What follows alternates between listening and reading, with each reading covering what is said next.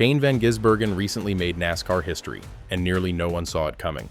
While the rest of the sport was preoccupied with playoffs, point battles, and the regular Cup Series chaos, Shane quietly altered the script.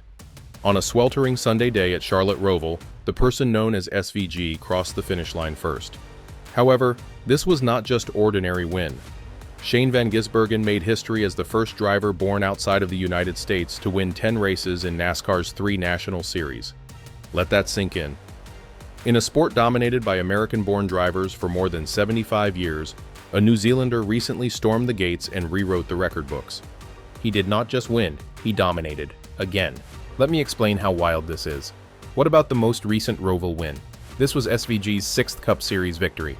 However, 5 of those have occurred this season alone. Denny Hamlin is the only other driver to have matched that amount in 2025. That's correct. A rookie from New Zealand is going head-to-head with a NASCAR icon like Hamlin. Not only that, but all of Shane's Cup victories have occurred on road courses. Not ovals, not superspeedways, road courses. The kind of tracks where braking zones are more important than drafting, precision trumps power, and SVG transforms into an absolute monster. He has already won in Watkins Glen, Chicago's street race, Sonoma, Mexico City, and now Charlotte. That's 5 road course victories in a row. And if you're familiar with NASCAR history, that should raise some suspicions, because he is now 1 win away from matching the famous Jeff Gordon's record of 6 straight road course victories. Jeff did that from 1997 until 2000. Shane could do it in just 2 seasons. And here's the kicker, he hasn't even played full-time in the Cup Series yet. Now let's look at the race itself, because SVG's victory was not due to a fluke or lucky yellow flag. This was a masterclass in road course racing. Tyler Reddick started on the pole. He beat out SVG in qualifying by 0.032 seconds. That's essentially the blink of an eye. But once the green flag flew, it didn't matter. SVG passed him nearly instantly. SVG seemed to have flipped a switch as soon as the tires hit the pavement.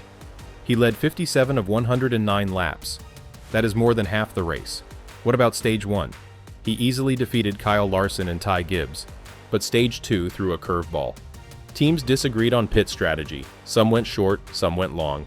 Ryan Blaney won the stage, while SVG watched and learned, because this is what he does. And when Stage 3 arrived, the real fight began. Christopher Bell charged at him hard. He pushed and shoved the cage lap after lap, attempting to rattle it, but SVG remained steadfast. Kyle Larson then entered the fray, turning the encounter into a 3-way fight. Real racing, metal clashes, tempers rise. It was NASCAR at its finest. On lap 63, Larson finally broke through and passed SVG. Bell followed him throughout. For a brief period, it appeared that the New Zealanders' streak had ended, but SVG does not back down, ever. He took his time, observed their movements, and waited for the proper moment. After the final round of pit stops, he passed Bell. 8 laps later, he dove inside Larson at the Turn 7 hairpin and reclaimed the lead, and by took, I mean snatched. This wasn't a clean pass, it was full contact, elbows extended, wheels clanging, pure racing pandemonium. I was trying to study them, Van Gisbergen explained after the race. Battles like that are great fun, but you also want to win effortlessly. It was frustrating at the beginning of the final stage when they passed me, but it is still pleasant. That is who he is. Calm, respectful, and deadly fast. There was still 1 more pit stop to go, and when they emerged, SVG and Larson were embroiled in a demolition derby with fenders crumpled and tempers blazing. Shane's move, however, came on lap 98. He passed Larson in the backstretch chicane and never returned it.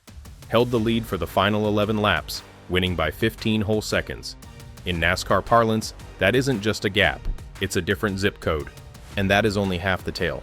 While SVG was turning the top of the field into his personal highlight reel, the real pandemonium was unfolding further back in the pack. Because this race was more than just about the trophy, it was about surviving. The round of 12 was coming to a finish, and 4 playoff drivers would be eliminated when the checkered flag waved. For Ross Chastain and Joey Logano, this was a do-or-die situation. And what happened during the final lap? Pure playoff mayhem. On the final lap, Ross Chastain was in turn 1, barely. He had a 1-point lead against Joe Logano, a single point. That was all that stood between him and being eliminated. But Denny Hamlin, because of course it was Hamlin, was able to sneak past Chastain right before the last sector. That knocked Chastain out of the playoffs. He knew it. Everyone on his radio knew. And Chastain's next move was plain desperation. He accelerated into the final corner as if he were racing the Daytona 500. No brakes, no backup plan, simply send it. And he did, straight into Hamlin. They both spun, crossing the finish line backwards. Chastain was attempting to force a miracle. Instead, he gave Logano the final playoff spot, who finished quietly ahead and won the transfer by 4 points. Following the race, Chastain's voice said it all. "Justin Marks hired me to carry this #1 car and to drive it and to be a leader," according to him. "And I just utterly ruined our day. We obviously had the speed on the penultimate lap, but I missed turn 7, slid the back tires, and let the 11 car to pass. Just totally inappropriate." Chastain suffered the consequences of 3 mistakes rather than 1. First, in stage 1, he overshot the pit road exit and had to physically back up his car, losing 15 positions. Second, he received a speeding penalty on lap 87. Rookie error. The third, well, we've all seen it. The final lap collision with Hamlin wasn't simply wild, it was the conclusion of his season. What was the result? Ross Chastain was eliminated, just like that. Meanwhile, Joey Logano was rejoicing as if he had just pulled off a heist. "Everyone was telling me how close it was going to be there," Logano added later. "Gosh, we're still alive, baby. We are still going. I'm really excited." He did not win the race. Nevertheless, he survived. This is especially critical during the playoffs. And with that, 4 names were eliminated from championship contention. Ross Chastain, Tyler Reddick, Bubba Wallace, Austin Cindric, it's all gone. Reddick had started on the pole but couldn't hold on. Wallace finished in 15th place, which was insufficient to keep him in. And Cindric? He ran a horrific race, finishing dead last in 37th place. It was a bloodbath, and it all occurred in SVG's shadow. Because while the playoff drama erupted, Shane Van Gisbergen was making his name into history. Think about it. In less than a year, SVG has become one of the most hazardous drivers on road courses in history. His next chance to match Jeff Gordon's all-time record of 6 consecutive road course victories? March 1st, 2026, at the Circuit of the Americas in Texas. You can bet your house that he will be the favorite. The speed isn't the only thing that makes this story wild, it is the silence. SVG did not burst into NASCAR like a firework. He did not arrive with a major media hype train or a big money sponsor. He simply showed up, went to work, and began winning. Quietly, consistently. Until we all had to pause and ask, who is this guy? He isn't flashy, he is not noisy, he's just quick. And all that matters is that the green flag be dropped. So, is Shane Van Gisbergen the future of NASCAR road course racing? Or is he merely the beginning of something bigger? An international invasion in a sport long regarded as America's backyard? Please let me know your thoughts in the comments.